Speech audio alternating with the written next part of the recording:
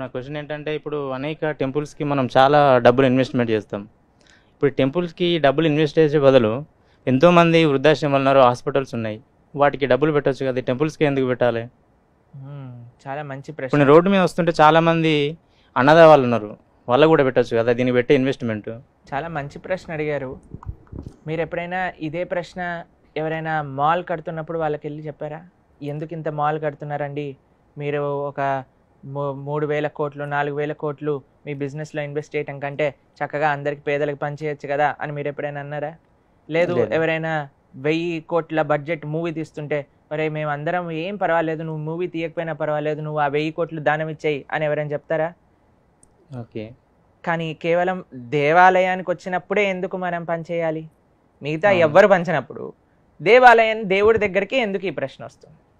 ఇప్పుడు హాస్పిటల్కి వెళ్తే మన రోగాలు, శరీరానికి ఉన్న రోగాలన్నీ హాస్పిటల్ తీసేస్తుంది, అవునా? అవును. తీయచ్చు, తీయకపోవచ్చు, కానీ జేబు అయితే ఖాళీ అయిపోతుంది. అవును. కానీ ఆలయానికి వచ్చినప్పుడు ఆలయము, దీన్ని మనం సంస్కృతంలో అన్నామనుకోండి, తెలుగులో కూడా మందిరము అని అంటాం, అవును. అంతేనా? హాస్పిటల్ ఎలా అయితే మన శరీరానికి చికిత్స చేస్తుందో, మందిరం మన మనసుకి చికిత్స చేస్తుంది. ఓకే. మీరు ఎప్పుడైనా మీ జీవితంలో ఏదైనా బాధల్లో ఉన్నా, లేదా ఏదైనా కష్టాల్లో ఉన్నా, ఏదైనా మనసు కొద్దిగా ఏమంటాం డిప్రెషన్లో ఉన్నట్టుగా లోగా ఫీల్ అవుతున్నప్పుడు మీరు ఎప్పుడైనా గుడికి వెళ్ళి దేవుడికి దండం పెట్టుకుంటే మీకు మంచిగా అనిపించింది అనే అనుభవం మీకు ఎప్పుడైనా ఉన్నదా? ఉందండి. ఉందా? మీకుందా పర్సనల్గా? అవును. దానికోసమే గుడి కావాలి. ఓకే. మందిరము అని అంటే మనస్సుకి చికిత్స చేసే ఒక వ్యవస్థ. ఓకే. ఒక ఆలయం వల్ల, ఇప్పుడు సపోజ్ అయోధ్యలో రామాలయం అనుకుందాం, అవును. కొన్ని కోట్ల డబ్బులు కట్టి ఆ అయోధ్య రామాలయం నిర్మాణం అయింది. అవును. ఇప్పుడు మీకు ఒకటి తెలిసిన, వరల్డ్లోనే అత్యంత విజిటెడ్ ప్లేస్గా అయోధ్య మందిరం అయోధ్య. మారబోతుంది. ఎంతమందికి జీవన ఉపాధి, ఎంతమంది కార్మికులు పనిచేశారు, ఎంతమంది ఇంజనీర్లు, ఎంతమంది ఆర్కిటెక్ట్స్, ఎంతమంది బిజినెసెస్ చేస్తున్నారు. ఇప్పుడు ఎయిర్పోర్ట్ వ్యవస్థ, ఎకానమీ ఎంత పెరిగింది అక్కడ. అది కేవలం ఒక మందిరం అనేది ఏదో అవసరం లేని ఇన్వెస్ట్మెంట్ కాదండి. మన అలా ఉండుంటే మన రాజులు అంతంత కష్టపడి ఎందుకు మందిరాలు నిర్మించారు పూర్వకాలంలో? ఓకే. సినిమా థియేటర్ నిర్మించుంటే అయిపోయేది కదా, మనందరం హాయిగా సినిమాలు చూసేవాళ్ళు.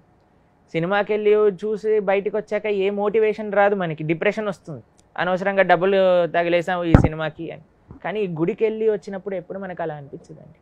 మందిరము అని అంటే ఎక్కడైతే భగవంతుడు కొలువై ఉంటారో ఆ స్వామి యొక్క శక్తి. ఒక టెంపుల్, ఇప్పుడు తిరుపతి వెళ్ళారు గీతాంజలి గారు, దర్శనం చేసుకొని వచ్చారు, వెంకటేశ్వర స్వామి హుండీలో డబ్బులు ఇస్తున్నారు. ఎన్ని అద్భుతమైన కార్యక్రమాలు వాటితో చేస్తున్నారు, ఎన్ని లక్షల మందికి అన్నదానం చేస్తున్నారు, ఎన్ని లక్షల మందికి వైద్యం అందిస్తున్నారు, ఎన్ని ఇన్స్టిట్యూషన్స్ నడుస్తున్నాయి, ఎంతమంది ఎంప్లాయీస్ పనిచేస్తున్నారు టీటీడీలో, అవునా కాదా చెప్పండి? కాబట్టి everything has its own role to play. ఇప్పుడు మనం అడిగామనుకోండి, పార్లమెంట్ ఎందుకు తీసేయచ్చు కదా, కొత్త పార్లమెంట్ కట్టడం ఎందుకు, డబ్బులు పంచేయండి. దేనైనా పంచేయచ్చు, ఆ పంచడం మనతో స్టార్ట్ అవ్వాలి.